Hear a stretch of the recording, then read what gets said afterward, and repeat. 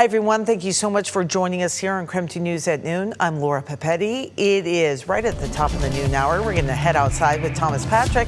He is standing by with a look at the weather forecast. Thomas, I guess I'm not alone, being that I'm most curious about tomorrow's weather forecast. So we have to get through today. I get it. But I wonder what it's going to be like for the kids. I'll zip through today's forecast as fast as possible so I can get you a quick look at our trick-or-treating for tomorrow. Though it was very important how foggy it has been, and still this cloud cover is super low. I mean, doesn't the downtown picture kind of resemble, behind the set here, all just very cloudy and obviously very cold since we haven't seen the sunshine cut through that yet. That has left our current temperatures in Spokane at 35 degrees. If the clouds don't budge, we're not even going to get to 40. I think it will. It's just going to take a little bit of extra time. Look at how much warmer it is in areas that was not foggy this morning. The Palouse is already 47 versus 35 in Spokane. So obviously very cold so long as this super low cloud cover, which isn't exactly fog anymore, but we need that to burn off first. Now over the weekend, we'll get some rain from this storm. So we're kind of halfway in between. How close to Halloween and trick-or-treat will that rain lie?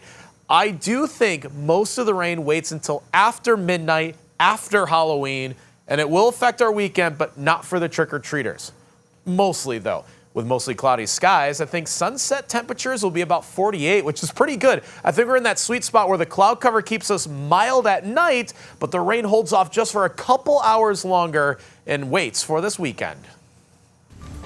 All right, my friend, thank you. Happening today, snow response plans for Spokane are being announced. We're already talking about snow. Street department crews have been busy preparing for the upcoming winter snow season. The response will include their plans for plowing and resident parking. We'll have an update on these plans coming up later on KREM 2 News at 4, 5, and 6.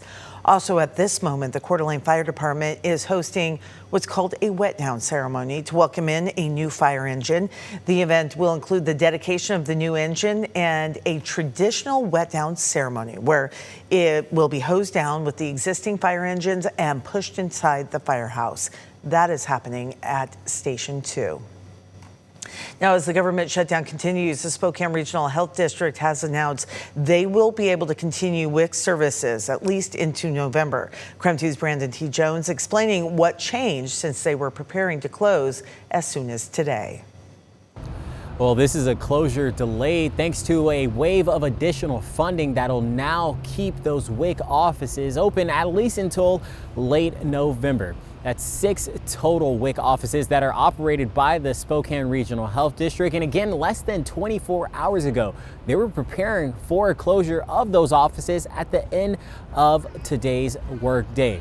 They now can just wait a little bit longer and not have to worry about those closures, at least for the immediate future. But those funds will extend layoff notices now until November 30th, and offices will remain open until November 26th. So a closure still is lingering over their heads, but there's about 17,000 people here in Spokane County that use the Women, Infants, and Children's Nutrition Program, also known as WIC, and our crew's got a chance to speak with a mother who uses those benefits. We've had to use food banks in the past, and luckily, since we've been on WIC and we've gotten to, balance our income and everything, we really haven't had to in a long time. Well, separate from those regional health district WIC offices, there are 4 other WIC offices here in Spokane run by the West Central Community Center. They tell our reporters they're happy to also hear that WIC offices won't have to close for now. But again, that closure still is looming and could be a reality at the end of November. So if you or someone you know uses any of those WIC services, also online for the Spokane Regional Health District, they do have information not only about their WIC services, but those other ones in town that we mentioned. For now, reporting here in Spokane, Brandon T. Jones, KREM 2 News. Some Washington ranchers are raising questions about President Trump's plan to bring in more beef from Argentina. The administration says the move is meant to help lower prices when people are shopping at the grocery store. Beef prices have hit record highs all across the country, which is a bright spot for farmers that are struggling, say, with other crops. Under the president's proposal, the U.S. would import about 4 times more beef from Argentina than it does right now. Industry experts say the savings for shoppers would likely be small. Cattle producers say they are watching closely to see how the plan could impact their livelihood. Well, it was kind of a gut punch, I'm not going to lie. You know, I'm trying to keep the faith that the whole plan will come together and end up helping American farmers, but that was not the path I was expecting.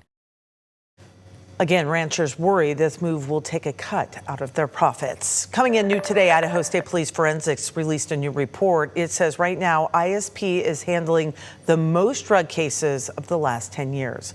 Forensics received more than 3,400 cases. That's a more than 12% increase over last year. Now, the most common drugs were cannabis, meth, and fentanyl. ISP says never drive, of course, under the influence. And if you suspect someone is impaired, you can call and should call law enforcement. Spokane Valley Police found 2 reported stolen vehicles within just a few hours thanks to their automated license plate readers. Both of these incidents happened just last Wednesday. Now, in the first one, deputies got an alert that a stolen vehicle was on Sprague in Spokane Valley. Within minutes, deputies were able to spot the stolen car. This is actually video from that incident. Police say the driver claimed he bought the car from someone named Jay, but was unable to give them really any more information. He was arrested and booked into the Spokane County Jail. They recovered the second stolen car just before 1 o'clock in the afternoon. Deputies got another ALPR alert. Police say the car was originally stolen back on October 19th from the Coeur d'Alene Casino. Officers arrested the woman driving that car.